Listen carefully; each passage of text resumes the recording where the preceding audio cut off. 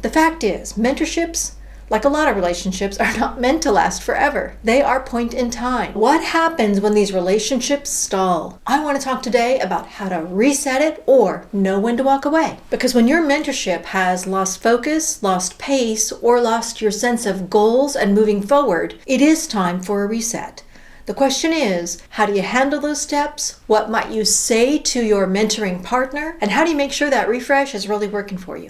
Let's talk about that coming up on Project Skills Mentor. How do you know when your mentorship is starting to lose focus, lose traction? Well, if you're canceling meetings, if the goals are no longer being discussed, if the conversations never seem to move the ball forward, they're just sort of chats. Now that can be okay because maybe your mentorship is moving into the next phase of just friendship. Maybe you're just two colleagues who like talking to each other.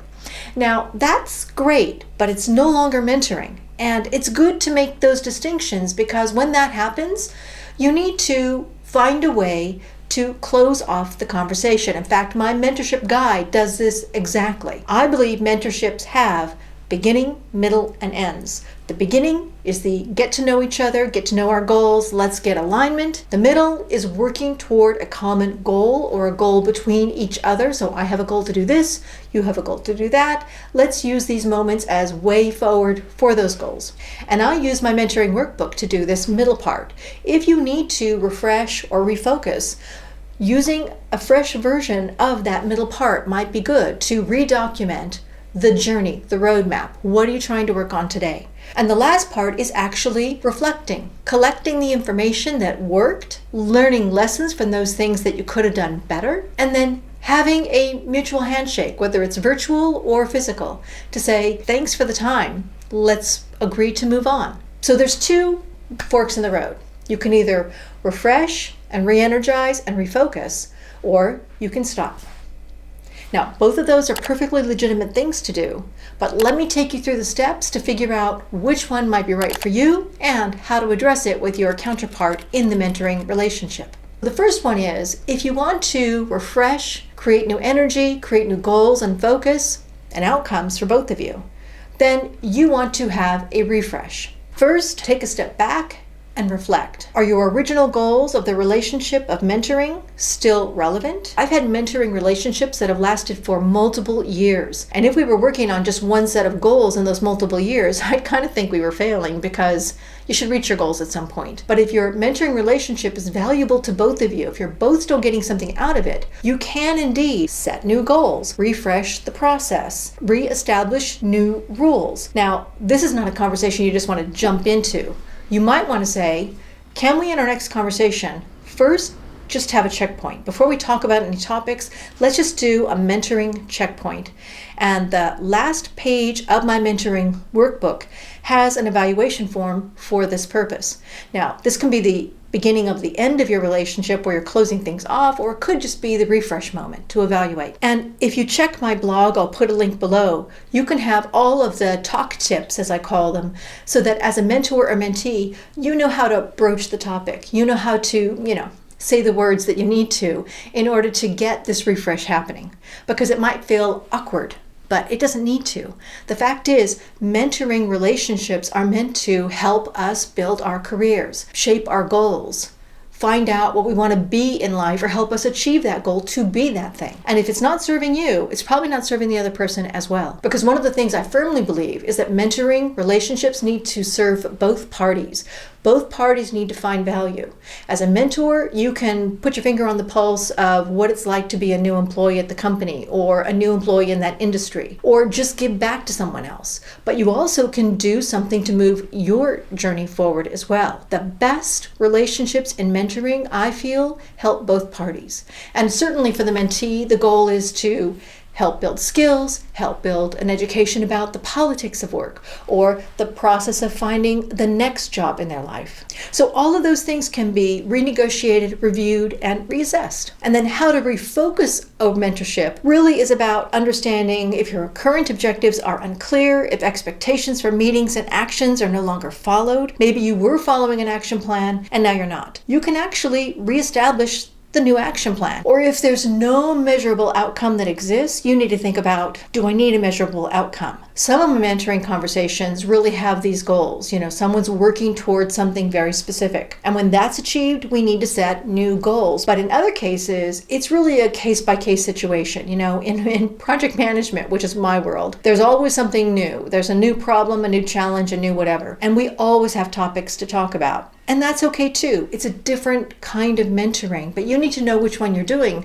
so that you can have clear objectives going forward, whether it's a tell me the problem of the week, or let's talk about your long-term goals and making step number 3 toward those long-term goals. Your talk tip here could be, let's do a check on our way of working and make sure it's serving both of us. How do you feel about the relationship? Are there new issues coming onto the scene that we need to identify and then create a plan for? Any of those kinds of topics can help you establish that you want to refocus your relationship and make a plan to do so. If you just feel you've come to the end of your journey, here's how to gracefully retire your mentorship relationship. Because after all, you both have invested time and energy to making a good outcome. After sharing goals and challenges and overcoming them and reaching success, you might have a friend or a colleague for life, and that is great. But your mentoring may come to an end. First, you may want to check out my new and improved mentoring workbook. And if you're at the end and you haven't used the workbook yet, you can still leverage that. The lessons learned, the celebrations, the next steps, the goals and ambitions beyond mentoring, and use that as a checkpoint to realize you have had a successful relationship. Because if you're learning, you're improving. And if you're improving, the mentoring, no matter what the situation was at the end, was successful. And be grateful. Be grateful to the person who took the time to talk to you, or be grateful to the mentee who obviously taught you something along the way. Lifelong learning is a skill set, and every time we close a relationship of mentoring, it's a moment to improve our skill set. What can we do better as people? What can we do better as mentors? How can we work together better with mentees in the future? And if you're a mentee, what did you learn? What can you be grateful for? And then again, how can you take this new knowledge forward, either as a mentee in your next relationship for the next thing you need to work on, or as a mentor when you're starting to give back in the same community you've grown in. Take the lessons learned, be direct, be appreciative, and give a nice handshake and celebratory moment for the successes you did have, whether that was reaching a goal or simply sharing enough to help both of you learn something new. And as a mentor, be sure to congratulate the mentee on their journey. Share your beliefs in the mentee's growth and their readiness for the next stage, because you want to leave this relationship both feeling good about your accomplishments, even if it was just an informal discussion most of the time. Give them a pat on the back on the way out. Why not? But here's some things you should never do when you're in a mentoring relationship. Ghosting. Don't just disappear. It's disrespectful to the relationship. Here's another bad one. Staying because you feel like you have guilt if you try to leave, like it's a failure if you try to leave. Mentoring is a big time commitment. It's also an emotional commitment and a mental commitment because you're trying to help each other out in your growth as a person. And when that relationship needs to come to an end, don't feel guilty about ending it. It's the natural course of the whole process. And if you don't think it's working for you, don't assume that the other person thinks it's working for them. They may be staying for the same reasons. Don't assume what the other person's feeling. Just tell them what you're feeling and ask them how they're feeling about the relationship. And don't avoid the conversation altogether. But most of all, with mentoring, you want to enjoy the journey. It's an investment of your time, your energy, and your mental capabilities, your skill sets. Let's take that idea on board and end our relationships with grace, dignity, and the respect they deserve, because your time deserves respect. And if you want to know more about how to start a mentorship and how to progress it through to the end, then check out this video on starting a mentoring and get that free workbook. And if you want to know more about how to find a mentor, check out this video. And I'll see you next time on Project Skills, mentor.com. Bye-bye, everybody.